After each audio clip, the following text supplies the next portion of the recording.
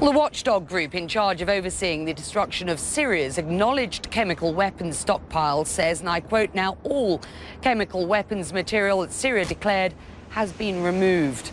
Damascus agreed to have its chemical weapons stockpile destroyed as part of a deal reached with the US and Russia. The Organization for the Prohibition of Chemical Weapons with the UN agreed to monitor the project. Now, Syria blames problems with security for missing several deadlines. Well, let's get more on this announcement. Sigrid Kaag joins us now from Nicosia in Cyprus. She's the head of the joint UN mission with the Organization for the Prohibition of Chemical Weapons.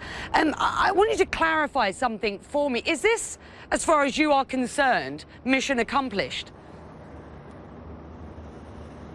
No, the job isn't done yet, but what has been important is that 100% of Syria's declared chemical weapons material is now out of country, and what was destroyed in country has been destroyed. It was a big milestone.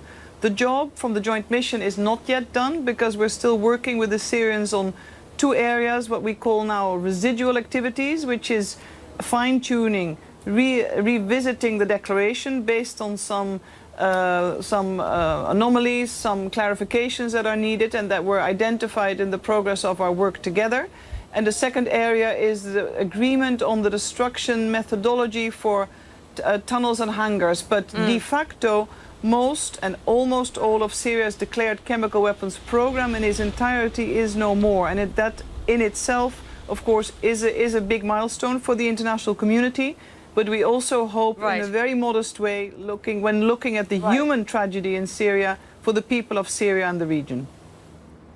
Right, and we should, at this point, applaud the staff working in very demanding and trying circumstances there to achieve what has been achieved to date. Can you just very briefly describe the work that they were carrying out? Yes, no, thanks very much, Becky, for really pointing to that. My big commendation goes first and foremost to our national staff, who take great risks even to turn up in the office, who have to travel throughout the country. They accompany us. They sort of enjoy us and endure us, I hope. Basically, it's going to site visits, it's being exposed to chemical weapons material, it is verification, sampling, it is conducting road missions wherever in country, wherever it takes. And for most of the staff of the joint mission being in country 9 months, sort of relentlessly, full dedication, commitment in order to get the job done.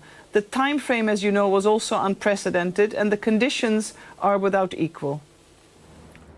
Now, John Kerry has just spoken in Iraq. He's doing a tour of the region. Clearly, there are stories roiling all over this region. He talked about the chemical weapons leaving Syria and noted, and I quote him here, that as we mark the moment of removing these weapons, we understand our work is not finished, he said. There are still, and I quote, serious issues remaining, including the reported use of chlorine gas on people. So correct me if I'm wrong, but as far as I understand, the facilities that were used to produce these weapons do still exist. So who is to say that the Syrians don't still have the capability to produce new weapons? Well, there's a distinction between the work that is being carried out by the fact-finding mission looking at the allegations of use of chlorine gas. They've issued a preliminary report. In terms of the overall declared chemical weapons program, those facilities have been destroyed. We've verified that, they've been inspected, it's been reported on. I think it's very important, as also the Secretary General has noted from the outset, that any allegations of use is properly investigated, and then obviously the due process has to follow. But the fact-finding mission is fully in charge of that, and they are still continuing their work from The Hague. Sigrid, removing chemical weapons material is one thing. Actually destroying it, of course, is a much different story. I visited, while I was in London recently, a chemical lab at the University College of London to find out about the process of actually destroying these weapons. I want our viewers to just get a sense of that. So hold on for a minute while we play just a little bit out of that interview that I conducted.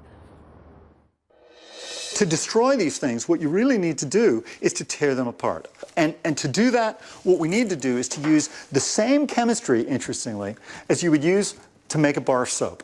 When you make soap, you take olive oil, or alternatively, you take bacon fat or animal fat, and you combine it with caustic soda or lye.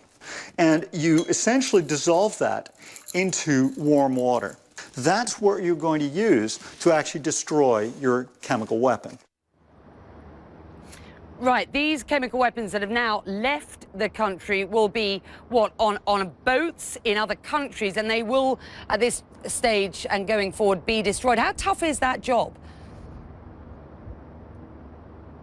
Well, I can't comment it from a technical perspective, but I think the explanation you just got has got it down to a T. It's done by means of hydrolysis aboard the US ship Cape Ray, especially fitted for that purpose. It takes about 60 days, so it gives you a sense of, I think, the complication nonetheless, even though the technology has been tested. It is known and there's careful preparation has been undertaken, and it's done with all due regard for safety, security and of course environmental health. So I think it's not an easy job, but it's doable. Otherwise also the US would not have offered, and they're very confident that it will be done in the proper way. OPCW inspectors will be there to make sure it is done in the correct way and also in line with the convention. Right, we've heard from John Kerry today that, and I've quoted here, there are serious issues remaining, as he says, including the reported use of chlorine gas on people in Damascus. So take me back inside the country. What sort of cooperation have you had from the Damascus authorities, and what do you expect for this next stage going forward on the ground? No, I think from the outset of the mission we've been able to speak to constructive cooperation, and that hasn't changed when it comes to supporting country, meeting our requests, clarification, and also I would say through the ups and downs of any mission, when the going wasn't as good as was initially planned or foreseen, when pressures had to be exercised. It's always been constructive, and we've been able to get the job done with the authorities. At the end of the day, it is always the state party, in this case also the Syrian Arab Republic, that had to do the bulk of the lifting, so to speak, in country. We've been there to assist, to verify, inspect. Now, what I anticipate, I don't speculate. I think we build on the cooperation that's been established. I think what we need to achieve is very clear. And I think it's not wise to speculate on possible difficulties. It's challenging, regardless. This is a country at war. The region is facing very difficult times, and we just need to focus on our goals.